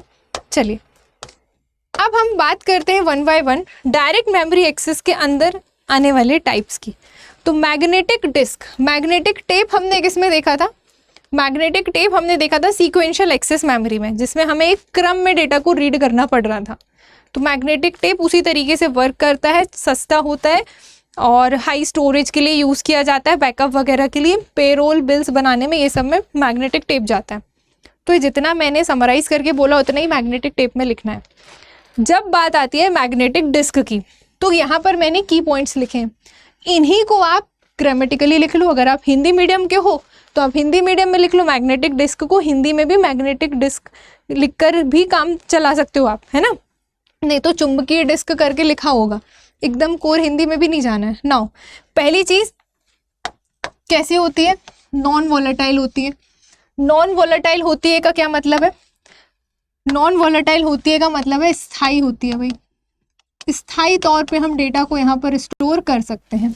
ओके, दूसरी चीज़, अब ये मैग्नेटिक डिस्क है तो इस पे आयरन ऑक्साइड की लेयर होती है। ये दूसरे एग्जाम्स में भी देखने को मिल सकता है आपको कि मैग्नेटिक डिस्क में कौन सी लेपन चढ़ा हुआ होता है, तो आयरन ऑक्साइड की परत होती है इसमें। नाउ लेस एक्सपेंसिव होती है, यानी कि ये सस्ती होती है। कौन? Magnetic disk. Okay, high storage इसमें भी देखने को आपको मिलता है, मतलब इसकी जो भंडारण क्षमता है वो क्या होती है भाई? इसकी जो भंडारण क्षमता है वो ज़्यादा होती है। ठीक, ये आप ध्यान रखेंगे। फिर इसके बाद आता है कि फ्लॉपी डिस्क और हार्ड डिस्क जो है मैग्नेटिक डिस्क के एग्जाम्पल हैं। फ्लॉपी डिस्क को हिंदी में फ्लॉपी डिस्क ही बोलेगा, हार्ड डिस्क को हिंदी में हार्ड डिस्क ही बोलेंगे। तो कंप्यूटर की कुछ ऐसी टर्म्स है जो हिंदी और इंग्लिश में सेम है ना। तो हम यहाँ पर इंग्लिश कीवर्ड यूज़ कर रहे हैं, बढ़ा और समझा हम हिंदी में ही रहे हैं, तो आई डोंट थिंक किसी हिंदी मीडियम बच्चे को दिक्कत होगी। ओके, चलिए, स्लाइड्स भी आपके बाइलिंगुअली हैं। नाउ अब ये जो टर्म अगर पूरा स्लाइड इंग्लिश में देख पा रहे हो तो ये इसलिए क्योंकि हिंदी में इसको भी यही बोलते हैं, है ना। तो देखिएगा, अगली अगर हम बात करें कि मैग्नेटिक डिस्क में जो बोल रहे हैं फ्लॉपी डिस्क आ रहे हैं भाई, तो फ्लॉपी डिस्क क्या है? तो यानी कि फ्लॉपी डिस्क का डायग्राम बनाने बैठ गए, सिर्फ थोड़ा सा इंफॉर्मेशन देनी है फ्लॉपी डिस्क के बारे में। तो ये क्या है भाई? मैग्नेटिक मटेरियल लेयर होती है इसमें फ्लॉपी डिस्क में। ठीक है, पहली चीज़ ये फ्लेक्सिबल होती है और इसकी फ्लेक्सिबिलिटी के कारण ही इसका ये नामकरण किया गया है कि फ्लॉपी डिस्क इसको बोल रहे हैं। ओके, ये इतनी फ्लेक्सिबल होती है। तो फ्लेक्सिबल होती है, पतली होती है, थिन होती है, राउंड प्लास्टिक डिस्क होती है, जिसमें ये जो मैग्नेटिक मटेरियल लेयर है ना उसकी कोटिंग होती है। ठीक है, उसकी कोटिंग की जाती है। नाउ थर्ड जो इसका इंपॉर्टेंट पॉइंट है कि ये कैसी है भाई? रिमूवेबल है ना। रिमूवेबल मैग्नेटिक स्टोरेज मीडियम आपको यहाँ पर प्रोवाइड किया जा रहा है, जिसका यूज़ डेटा को स्टोर करने के लिए किया जाता है सिस्टम में। Removable magnetic storage medium which is use to store the data. मतलब हम इसको क्या कर सकते हैं, ऐसा नहीं है कि एक बार फिट हो गई तो हो गई, रिमूव नहीं कर सकते, ऐसा नहीं है, हम इसको कर सकते हैं। ठीक है, रिमूवेबल है। फ्लॉपी डिस्क हो गया, बस इतना ही बताना, बहुत अंदर नहीं जाना है आपको। नाउ अब आते हैं हम मैग्नेटिक डिस्क का ही दूसरा एग्जाम्पल था हार्ड डिस्क। तो हार्ड डिस्क के बारे में भी आप थोड़ी सी इंफॉर्मेशन देख लो। क्या है भाई? It is a type of magnetic disk, जो कि हम देख ही पा रहे हैं।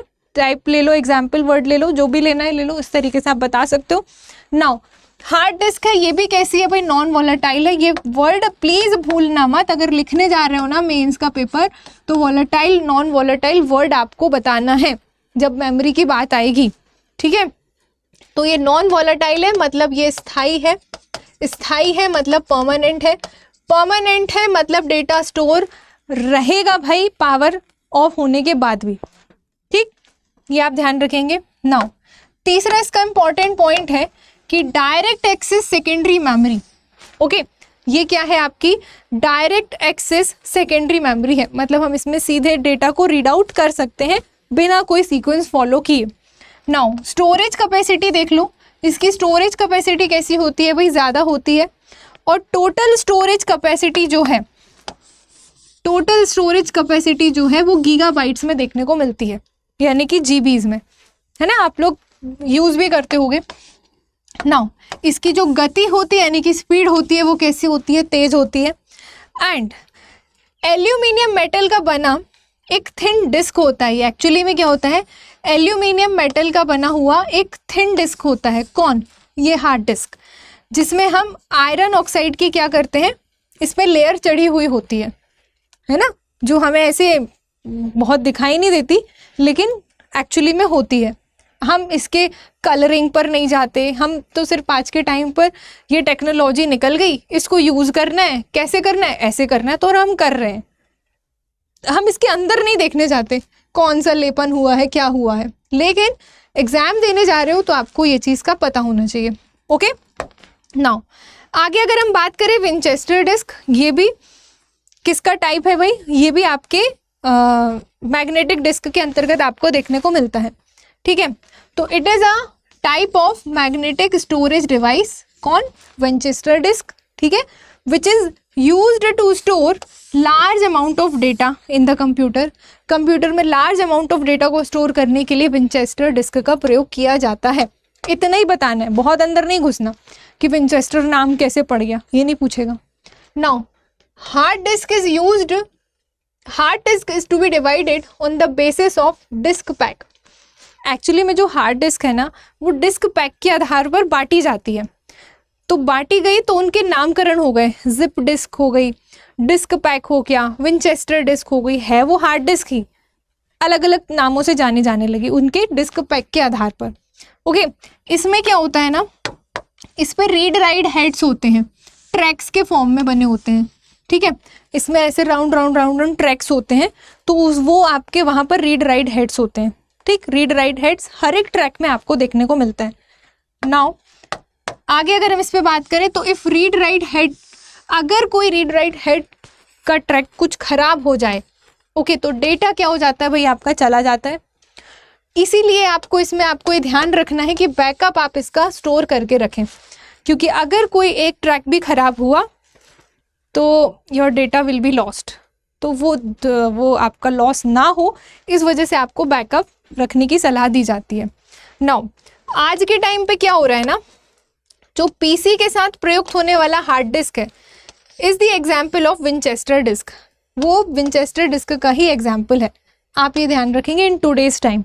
ओके, नाउ इतना जानना बहुत ज़्यादा हो गया है, इतना अंदर नहीं जाना है ना। अगर आप मान लो ये नहीं भी लिख पाए इसके अंतर का, तो आप सिर्फ इतना भी लिख दोगे ना कि भाई जो हमारा वो था, क्या था, एग्जाम्पल था फ्लॉपी डिस्क, हार्ड डिस्क, इतना भी बता दिया तो भी चल जाएगा। बहुत अंदर आपको नहीं जाना है, आपको थोड़ा ये भी देख के चलना है कि टाइम आपके पास कैसा क्या है। अब इस पे जो मैं अंदर एकदम डीप में जाती ही जा रही हूँ ना, तो ये मैं इसीलिए भी जा रही हूँ क्योंकि हो सकता है क्वेश्चन अलग से पूछ ले कि डिस्क्राइब ऑप्टिकल डिस्क, है ना, एंड देयर टाइप्स, तो फिर ऑप्टिकल डिस्क को आपको बताना पड़ेगा। मेमोरी में पूछेगा तो थोड़ा थोड़ा डिटेल दोगे, इंडिविजुअली उठाकर पूछेगा explain magnetic disk, explain hard disk या फिर ऑप्टिकल डिस्क, तो फिर उनके बारे में डिटेल्ड बता पाओ। इस वजह से मैंने जितना नेसेसरी हो सकता है उतना लिख दिया है। इतना लिखोगे तो आपको नंबर मिलेगा, ठीक है।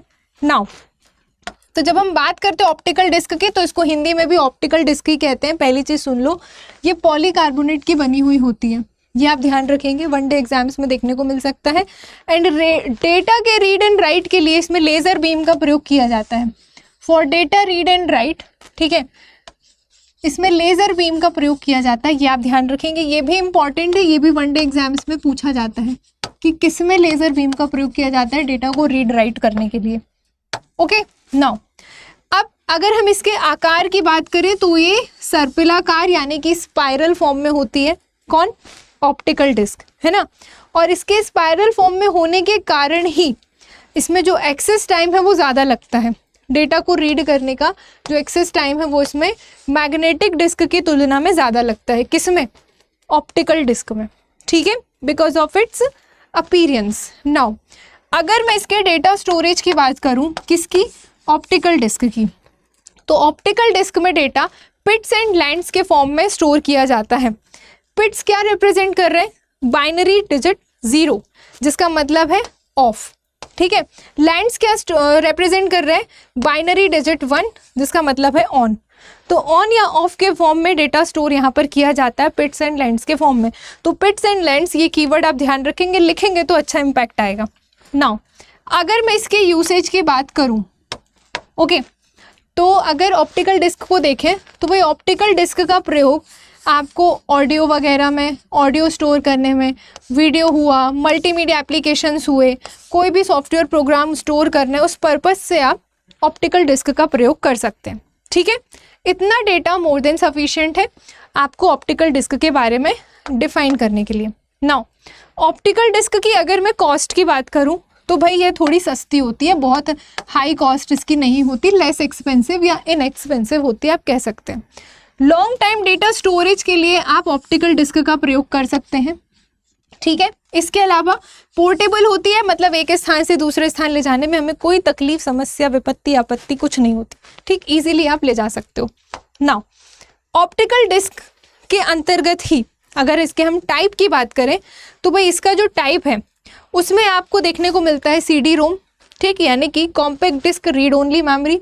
फिर आपको देखने को मिलता है CDR, कॉम्पैक्ट डिस्क रीराइटेबल, ठीक है, सॉरी रिकॉर्डेबल। फिर इसके बाद देखने को मिलता है CDRW। तो जब R के साथ W आ जाए तब इस R का मतलब रीराइटेबल हो जाएगा, और जब सिंगल आर आए तो इसका मतलब रिकॉर्डेबल है। ऐसे मैंने याद किया, आप भी याद कर लो।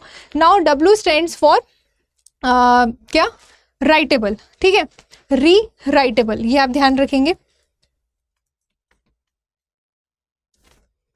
नाउ इसके बाद blu ray disk which is also important, blu ray disk पर भी क्वेश्चन बना हुआ है एंड दूसरे एग्जाम्स में भी, और यहाँ पर भी पूछे जाने की प्रोबेबिलिटी, इसके स्टोरेज कैपेसिटी पर क्वेश्चन आया था, ठीक है, MPPSC में तो नहीं, दूसरे एग्जाम्स में। नाउ तो देख लीजिए, ऑप्टिकल डिस्क के अंतर्गत जो जो आपका compact disk read only memory है, इसमें क्या करते हैं, पहली चीज़ तो इसका फुल फॉर्म आपको बताना ज़रूरी है। दूसरा कि फॉर रीडिंग डेटा, ठीक है, लेज़र बीम इज़ यूज्ड, मतलब compact disk read only memory में डेटा को रीड करने के लिए लेज़र बीम का प्रयोग किया जाता है, ये आप ध्यान रखेंगे। इसके अलावा bulk of data storage possible, इसमें बहुत ह्यूज अमाउंट ऑफ डेटा, बड़ा डेटा, बृहद डेटा स्टोर करना यहाँ पर संभव है, ठीक है, CD रोम में, ये आप ध्यान रखेंगे। CD रोम का भी फुल फॉर्म पूछा जाता है, तो compact disk read only memory, ये आप ध्यान रखेंगे, ठीक। नाउ CDR की अगर मैं बात करूं तो CDR stands for compact disk recordable, ठीक, तो R स्टैंड्स फॉर यहाँ पे रिकॉर्डेबल, इस R पे भी क्वेश्चन बना है कि CDR में R का मतलब क्या है, तो रिकॉर्डेबल। अब ये कैसे काम करती है, तो write only, write once, read many, मतलब ये कि इसको WORM, वॉर्म के नाम से भी जाना जाता है, क्योंकि जो आपका compact disk recordable optical disk है ना, ये हमें एक बार लिखना और कई बार रीड करने की क्या बोलते हैं, परमिशन अलाउ करती है। कौन, CDR, ये आप ध्यान रखेंगे। राइट वंस, रीड मैनी, एक बार डेटा रिकॉर्ड हो गया, कितनी भी बार सुन लो कोई दिक्कत नहीं है, लेकिन एक बार हो गया तो आप उसको रीराइट नहीं कर सकते CDR में, लेकिन CDRW में आप क्या कर सकते हो, रीराइट कर सकते हो। तो यहाँ पे RW stands for, R stands for री, W स्टैंड्स फॉर राइटेबल, तो CDR हमको रीराइटेबल की फैसिलिटी प्रोवाइड करता है। इस पे मैनी टाइम्स हम इसको रीड कर सकते हैं, राइट कर सकते हैं, कई बार जितना हम चाहें हम डेटा रीड एंड राइट कर सकते हैं, किसमें, CDRW में। एंड फिर हम बात करें अगर किसकी, ब्लू रे डिस्क की, ओके, तो blu ray disk last but not the least, blu ray disk में क्या होता है ना, वेरी हाई स्टोरेज पर्पस के लिए ब्लू रे डिस्क का प्रयोग किया जाता है, ये आपको ध्यान रखना है। And data read and write blue violet laser rays के द्वारा इसका उपयोग किया जाता है, डेटा को रीड और राइट करने के लिए। जैसे compact disk read only memory में लेज़र बीम का प्रयोग किया जा रहा था, वैसे ही ब्लू रे डिस्क में क्या होता है, ब्लू वायलेट लेज़र रेज का प्रयोग किया जाता है डेटा को पढ़ने और लिखने के लिए, ठीक है। और डेटा को रीड करना मतलब रिट्रीव करना, और डेटा को स्टोर करना मतलब राइट करना, ये कंप्यूटर की टर्म्स में रीड एंड राइट का मतलब है, okay. And most important point, जो इसकी स्टोरेज कैपेसिटी है ब्लू रे डिस्क की, वो 25 GB तक संभव है, ठीक है, ये आप ध्यान रखेंगे। चलिए आगे अगर हम बात करें, अच्छा आपके लिए ना एक क्वेश्चन है, यहीं पर मैं आपसे पूछ रही हूँ कि इनमें से कौन सी डिस्क में हाई स्टोरेज होगा, मतलब अगर हम CD रोम, CDR, मतलब ऐसा ना करके, जैसे मान लो आपको पेपर में देते ब्लू रे डिस्क हुआ, DVD हुआ, ठीक है, CD हुआ, तो इनमें से हाई स्टोरेज कैपेसिटी किसकी है, आप मुझे कमेंट सेक्शन में बताइएगा अगर आपको पता हो तो, ठीक है। नाउ आप पेन ड्राइव को आप देख लो भाई, पेन ड्राइव जो कि आपका सेकेंडरी मेमोरी के अंतर्गत ही देखने को मिलता है, it is also known as a flash memory, pen drive को ही हम फ्लैश मेमोरी के नाम से भी जानते हैं, ठीक है। प्लग एंड प्ले डिवाइस की तरह ये काम करता है, कौन, पेन ड्राइव, कि भाई एक बार हमने प्लग इन किया, फिर आप प्ले करते रहो, फिर आप उसको यूज़ करते रहो, एक्सेस करते रहो, ठीक है। USB पोर्ट में इसको हम कनेक्ट करते हैं, ओके, और इसमें हम डेटा स्टोर कर सकते हैं, डेटा को ऑल्टर भी कर सकते हैं, यानी कि चेंज भी हम कर सकते हैं, है ना। आप लोग पेन ड्राइव वगैरह यूज़ करते ही होंगे, तो ये सारी चीज़ें इसमें की जा सकती हैं, ये आप ध्यान रखेंगे। एंड पेन ड्राइव भी आपका क्या है भाई, पेन ड्राइव भी आपका नॉन वॉलेटाइल है। नॉन वॉलेटाइल का मतलब क्या है, नॉन वॉलेटाइल का मतलब है कि परमानेंट मेमोरी स्पेस, ठीक है। एंड इसकी जो स्टोरेज कैपेसिटी है वो कैसी है, वो भी इसकी गीगाबाइट्स यानी कि जीबीज में होती है। अगेन पेन ड्राइव भी पोर्टेबल है ना, इसको एक स्थान से दूसरे स्थान ले जाने में कोई तकलीफ नहीं होगी आपको, पॉकेट में रखकर आप इजीली इसको ले जा सकते हैं। और रीराइटेबल है, मतलब हम इसमें अगर हमको एक बार डेटा भले ही लिखा गया हो, लेकिन अगर हमको रीराइट करना है, डेटा को दोबारा स्टोर करना है कुछ एडिट करके, तो we can also do this. Okay, हम ये भी कर सकते हैं। तो रीराइटेबल की फैसिलिटी है। प्लस जो आपका पेन ड्राइव है भाई, वो डेटा ट्रांसफ़र की गति उसमें कैसी है, बहुत ही फास्ट है, इस पर कोई डाउट नहीं होगा किसी को, है ना। तो ये हो गई भाई आपकी क्या, पेन ड्राइव। तो इतनी चीज़ें आपको सेकेंडरी मेमोरी में ध्यान रखना है, चाहे वो ऑप्टिकल डिस्क हो, चाहे वो मैग्नेटिक डिस्क हो, चाहे वो हार्ड डिस्क हो, चाहे वो फ्लॉपी डिस्क हो, ठीक है, या फिर वो डायरेक्ट एक्सेस मेमोरी हो, मैग्नेटिक टेप हो, या सीक्वेंशियल एक्सेस मेमोरी हो, या फिर कैश मेमोरी हो। ये सारी चीज़ें आपको किस में ध्यान रखनी है, ये सारी चीज़ें आपको मेमोरी के अंतर्गत ध्यान रखनी है। ओके, एक और मेमोरी होती है जिसके बारे में मैं स्लाइड लाना भूल गई, virtual memory, which creates illusion to the user, जो कि यूज़र को इल्यूजन क्रिएट करती है वर्चुअल मेमोरी, ठीक है। तो इतनी सारी चीज़ें हैं मेमोरी से रिलेटेड। तो लिखने के लिए अच्छा खासा डेटा इस स्लाइड पर अवेलेबल है, मैंने हाईलाइट भी किया है प्रॉपर कि क्या कैसा आप लिखोगे तो आपको अच्छे नंबर मिलेंगे, ठीक है। तो आज की क्लास हमारी मेमोरी पर ही थी। This is most important class. I would suggest कि भले ही आप 2x पर लगा कर देखो, लेकिन आप सेशन को एंड तक ज़रूर देखना। सारा डेटा, सारा इन्फॉर्मेशन बहुत इंपॉर्टेंट है आपके लिए, चाहे आप मेंस लिखने जाओ, चाहे आप वनडे एग्जाम्स देने जाओ, ठीक है, सब में इंपॉर्टेंट है। ओके, इसकी PDF चाहिए है तो इस टेलीग्राम चैनल को फॉलो कर लेना, यहाँ पर अपलोड कर दूंगी, एक्सेस कर पाओगे आप, ठीक, क्लास के बाद। चलो, तो अब आज का सेशन हम यहीं पर एंड कर रहे हैं। अगर आपको सेशन पसंद आए, इस सेशन के थ्रू आपको मतलब आप अपने आप को अपग्रेड कर पा रहे हैं, लर्निंग स्किल आपकी अच्छी हो रही है, आपको समझ में आ रहा है, तो प्लीज़ आप सेशन को लाइक कीजिएगा। और अगर आपने अभी तक चैनल को सब्सक्राइब नहीं किया है तो डू सब्सक्राइब द चैनल, जिससे आने वाले जो भी वीडियोस है उसका नोटिफिकेशन आपको मिल जाए, ठीक है। चलिए, thank you so much session पर बने रहने के लिए। मिलते हैं हम नेक्स्ट वीडियो पर एक नए टॉपिक के साथ। Thank you.